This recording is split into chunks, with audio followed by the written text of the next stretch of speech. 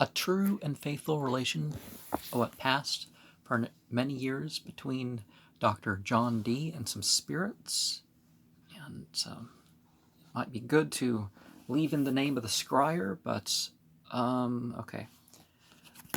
Such is the wretchedness of man, that is once out of the right way of reason and sobriety. But withal, we must say, in this particular case of Dr. D's, though his obstinacy was great and marvelous, yet it must be acknowledged that great was his diligence and subtlety of his spirits to keep their hold, and some things sometimes happened, as his danger and preservation about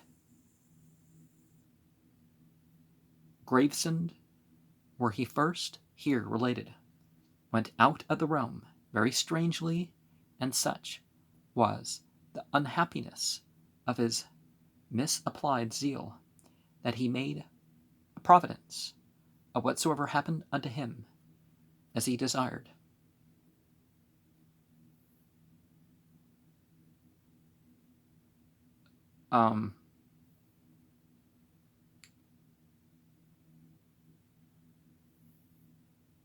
So the princes and magistrates, to take it back here, well, at least they were destroyed in most places. Stories of them have been written in all languages, read everywhere, and their lamentable end. Can all this hinder but that upon every opportunity of a confused and confounded government? Now, the people who run the government are operating according to their beliefs. We like to pretend in the West that, the people in government have put their faith aside. Yeah, because they don't really believe in it. But you can see what they really believe is there. And they start up again in the same shape and form as before, the same pretenses, the same scriptures, for all the world miserably distorted and abused to raise tumults and sedation in all places. Okay, but anyways, back to where we were. So much for Dr. Dee himself, but of his spirits a greater question perchance may be moved.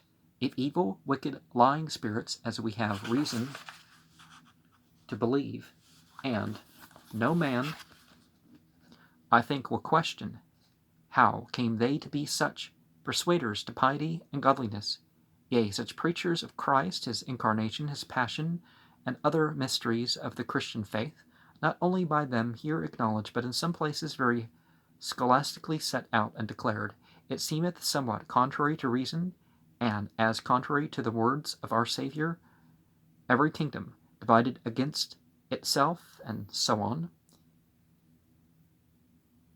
Well, wasn't the first person to say that sort of thing, but first, to the matter of fact, the devils, we know even in the gospel, did acknowledge, nay, in some manner, proclaim Christ to be the Son of God, which is the main article he did contest with Christ by scriptural authority, and by St. Paul's testimony, can transform himself when he list into an angel of light. Well, there was where some of the confusion lies, is that not distinguishing between the jinn and the malaika, between the da'avas and the ahuras, between the asuras and the devis. Devi and is the same as ahura. The light beings and the fire beings. Not distinguishing between them has caused a lot of hurt, or you could say, from the impact of that theological point. And in some relations, well attested, in possessions and public exorcisms that have been used, we find the devils often speaking by the mouth of women, rather like a monk out of the pulpit, persuading to temperance, rebuking vices, expounding mysteries, and the like, than as one that were an enemy to truth and goodness and godliness, insomuch that some have been ready to make a great mystery and triumph out of it.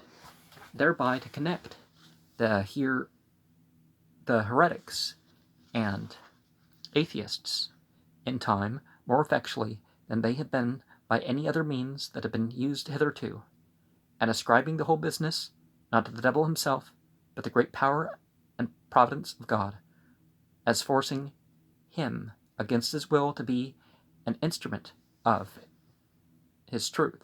For my part, I see cause enough to believe that such things there contained at large might come from the devil, that is, many truly and really spoken by persons possessed and inspired by the devil, but that they are employed by God to that end, I shall not easily grant. I rather suspect that whatsoever comes from them in that kind, though it be good in itself, yet they may have a mischievous end in it, and that I believe will soon appear, if they can once gain so much credit among men as to be believed to be sent by God to bear testimony to the truth. Now, not all the jinn are devils, but all the jinn are male or female, and there's no females among the unfallen angels. And the maleness thing is more of a similitude rather than their actuality, because they transcend that. But non-dual is sort of an exaggerated term. There is no non-dual in creation, but a man may see somewhat already by those very relations, and that account that is given us there, and therefore I do not wonder if anything among the more sober papists to this project, as the relator and publisher complaineth, hath found opposition. The devil is very cunning, a notable politician. St. Paul knew him so. My inauguration video kind of drives home some of the points that we're going about in this program, right? St. Paul knew him so, and therefore he uses many words to set out his frauds. He can lay the foundation of a plot, if need be, 100 years before effects shall appear. But then he hath his end. It is not good trusting of him, or dealing with him upon any pretense. Can any man speak better than he doth by the mouth of Anabaptists and schismatics? And this he will do for many years together, if need be, that they at first stood off may be won by time. Things kind of blurred. It kind of looked like a fatude or something. But let them be at once absolute masters, and then he will appear in his own shape. There is one thing which I wonder, which, more at those relations I have mentioned, and that is, that the devil himself should turn such a fierce accuser of them that have served him so long. Witches and magicians, I know he doth hear so too in some kind, in more than one place. He doth much inveigh against devils, and all that have to do with them, magicians, etc., and so on. Some people don't know what etc. is. But that is, in general only, or in Kelly's particular case, upon whom he had another hold, which made more reckoning of, to wit, as he appeared unto them as an angel of light. Well, again, that's a rather vague way of talking about the angel of light. And magicians, what? It comes from skilled individuals.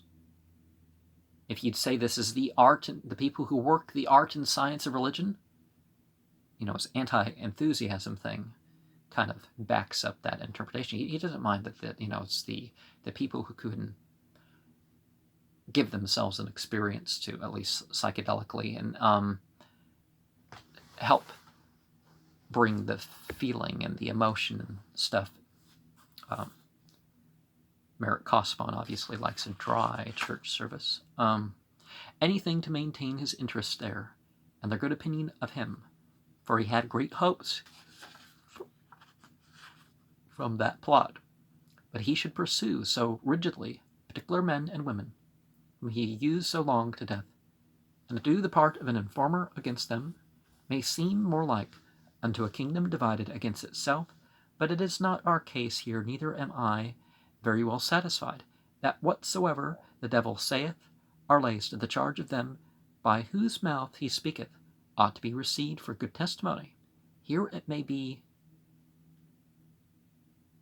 Warius had some reason, for I doubt some have been too credulous, but this by the way shall suffice. And sometimes you have to think for a second, is it just a different spelling, or are they throwing out a name here? So that was obviously a name. That the devil should lie often, or be mistaken himself in his prophecies, as by many particulars of this relation will appear. I will not look upon that as if any objection could be made of it, but it may be wondered perchance Dr. D being often in so great want of moneys that he did not know which way to turn, what shift to make, and at what time, he did always with him much humility address himself to his spirits, making his wants known unto them. And the devil, on the other side, both by his own boasting and by the testimony of those who could not lie, having the goods of this world, though still under God, much at his deposing, and always as he seems very delirious to give Dr. D all possible satisfaction, that in this case once or twice perchance accepted, when the doctor was well furnished, for which the spirits had his thanks, at all other times he was still, to his very great grief and perplexity, left to himself to shift as he could, and some pretence, and why not otherwise supplied, cunningly devised by them that were so able, and to whom he was so dear. And, well, it wasn't that he was just completely impoverished. Acquiring the library and doing the work that he did and hiring the guy and all that, or the other squires and stuff he had, that took some money. And certainly travel and hanging out with kings and all that's not for poor people. And books were a lot more, I've taken, a couple decades acquiring these books, but other people would have had to pay even more. Nowadays, books are like twice what they used to be, and some of these volumes are.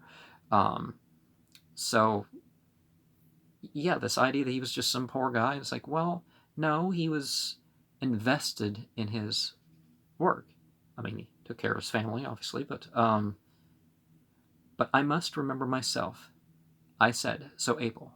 But in some places his spirits tell him plainly it was not in their power, because no part of their commission, or because it did not belong to them, such as dealt with him, to meddle with the treasures of the earth, and sometimes that they were things beneath the cognizance or intermeddling of the different nature of spirits. We shall say somewhat by and by that may have some relation to this also perchance, but granting that the devil generally hath power enough both to find money and to gratify with it, where he seeth cause, yet in this case of witches and magicians, direct or indirect, it is certain and observed by many as an argument of God's great providence over men, that generally he hath not. It is in very deed a great argument of a superior overruling power and providence, for if men of all professions will hazard their souls, so far as we see daily, to get money and estates by indirect, unconscionable ways, though they are not always sure, and that it be long oftentimes before it comes, and oftentimes prove their ruin, even in this world, through many casualties, as alterations of times and the like. What would it be if it were in the power of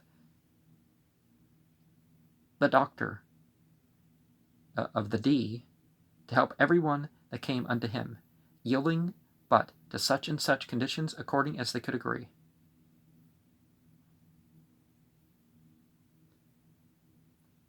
The power of the D, is it the devil?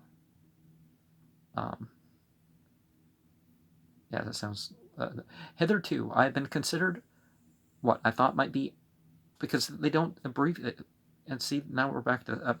hitherto I considered what I thought might be objected by others, that I have one objection more, which to me was more considerable. As an objection I mean not so readily answered, that all the rest, devils, we think... generally, both by their nature as spirits and by the advantage of long experience, a very great advantage indeed in point of knowledge, cannot but have perfect knowledge of all natural things, and all secrets of nature, which do not require an infinite understanding, which by that measure of knowledge that even men have attained unto in a little time, it is not likely to be so necessary in most things, but let any man should quarrel at the word perfect, because all perfection belongs unto God properly. It shall suffice us to say that the knowledge devils have of things natural and humane is incomparably greater than man is capable of. If so, how comes it to pass that in many places of this relation we find him acting his part rather as a sophister, that I say not a juggler, than a perfect philosopher, as a quack or an empiric sometimes, than a true, genuine naturalist? I talk about the mental intentional befoggery, or whatever is sophism.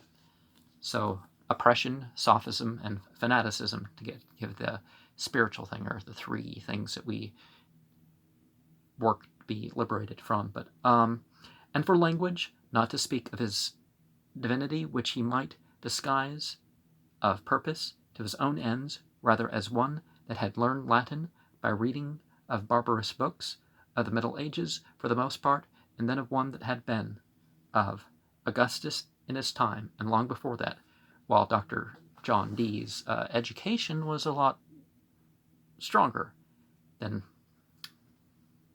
it seems Meric Casaubon could have realized. But that which is strangest of all is, that as in one place the spirits were discovered by Edward Kelly to steal out of Agrippa or Teuthemius, or so he thought at least, so in divers other places, by phrase and by the doctrine and opinions, a man might trace noted chemical and cabalistical authors of later times. Yea, if I be not much mistaken, and Paracelsus himself, that prodigious creature, for whom and against whom so much hath been written since he lived. These things may seem strange, but I think they may be answered. For first, we say, the devil is not ambitious to show himself and his abilities before men, but his way is, so observed by many, to sit himself for matter and words to the genius and capacity of those that he dealeth with.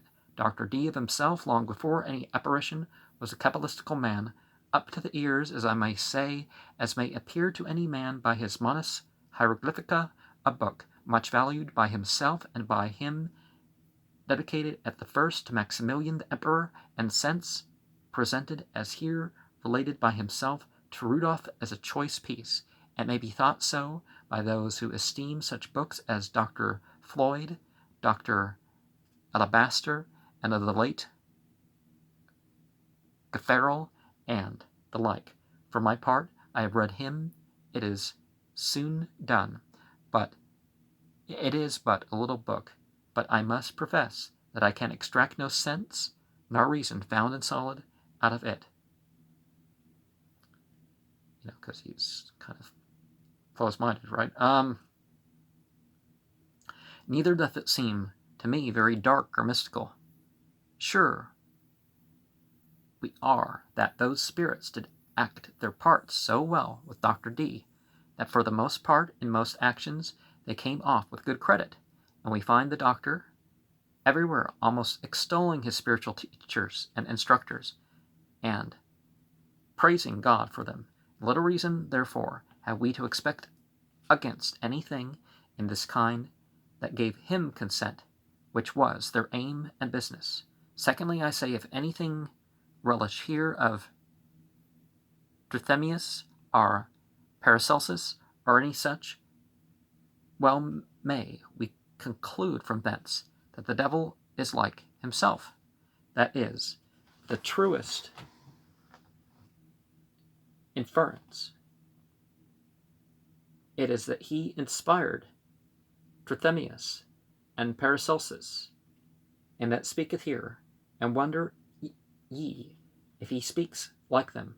I do not expect that all men will be of my opinion, yet I speak no paradoxes, and I have both reason and authority, good and plausible, I think, for what I say. But to argue the case would be tedious.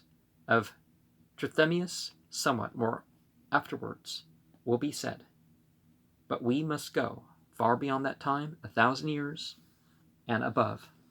Before either of them was born was the Book of Enoch, well known in the world, and then also was Lingua Adami, upon which two most of the Kabbalah stands, much talked of, as appears by Gregory Nissen in his learned books against Eunomius the heretic, to speak more particularly, because so much of it in this relation. The Book of Enoch was written before Christ. It is thought by some very learned, though denied by others, that is the very book that St. Jude intended. Now, the book that I mentioned is actually after the Gospels were written, really, that version of it, but it stems from something earlier. But that Greek version would create issues as being of a Jewish origin. But then again, you can say metanomally, mention of Zeus and stuff like that, might not have served the polytheistic ends that a brief glance would look at it with. But a great fragment of it in Greek was written in Hebrew first, is to be seen in Scaliger, that incomparable man, the wonder of his age, if not rather all ages.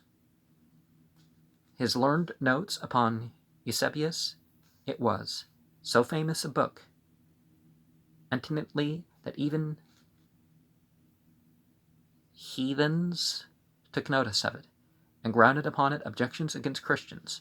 Well, the heathens and the pagans seem to be more in touch with the things of, logic and that sort of stuff. It may, in general, some people certainly were just as conservative as some of the Christians were, that they couldn't form their own opinions, and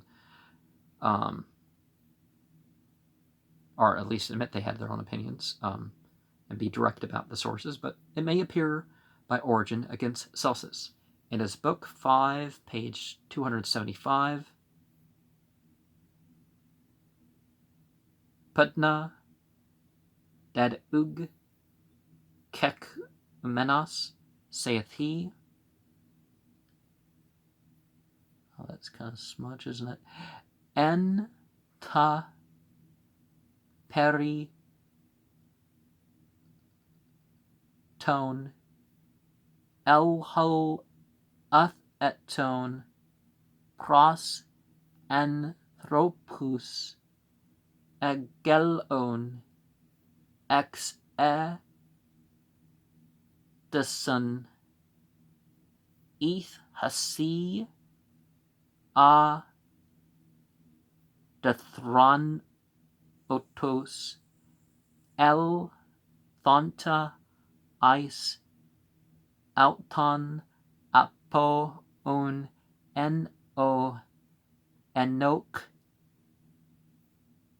Gegramenon Atina Ud Autas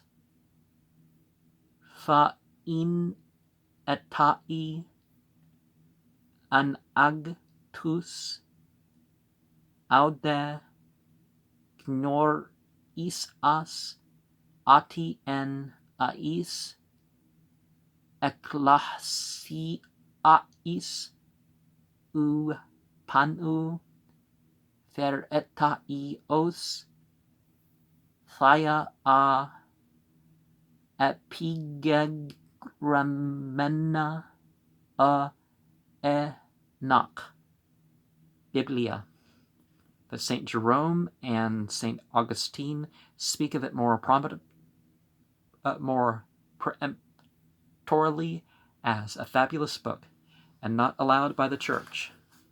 Well, some of this stuff comes before and gives reason why maybe it should be included.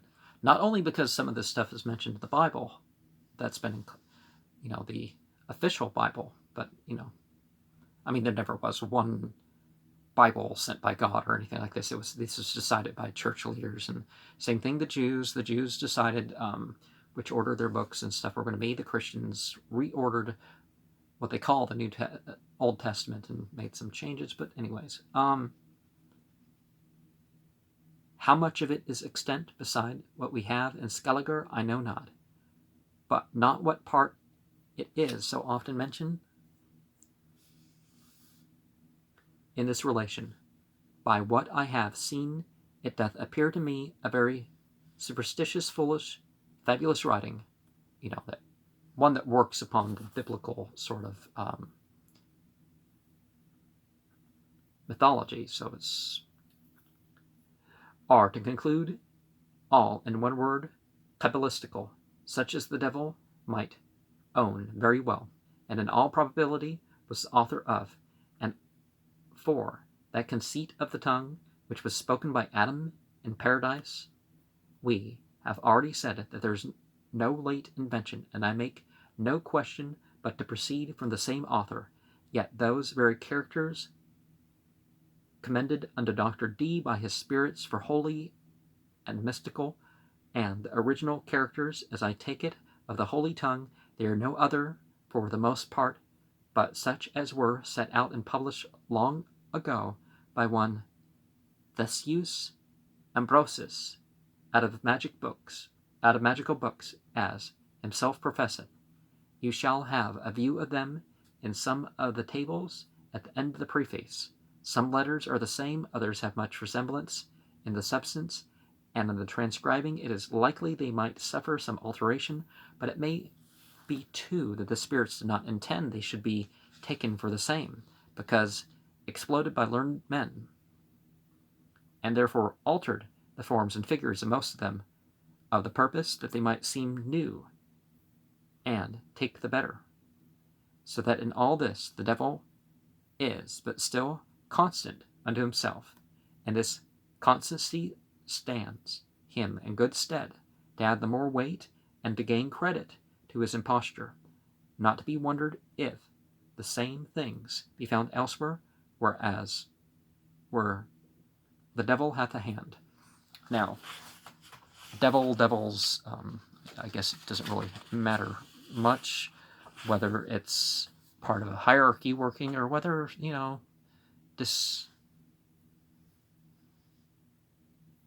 disassociated devils go off and do their own thing.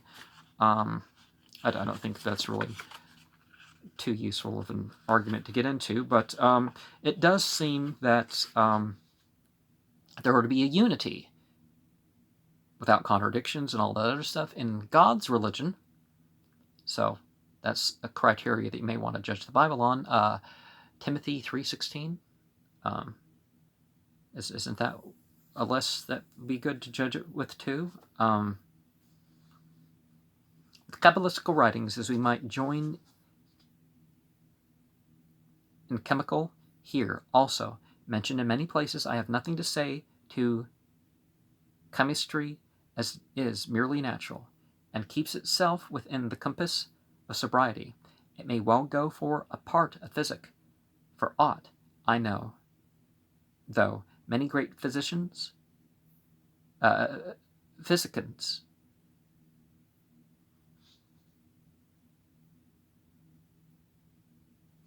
because of the abuse and danger of it, as I conceive, have done their best. I don't mean physicians, I mean, physics workers, right?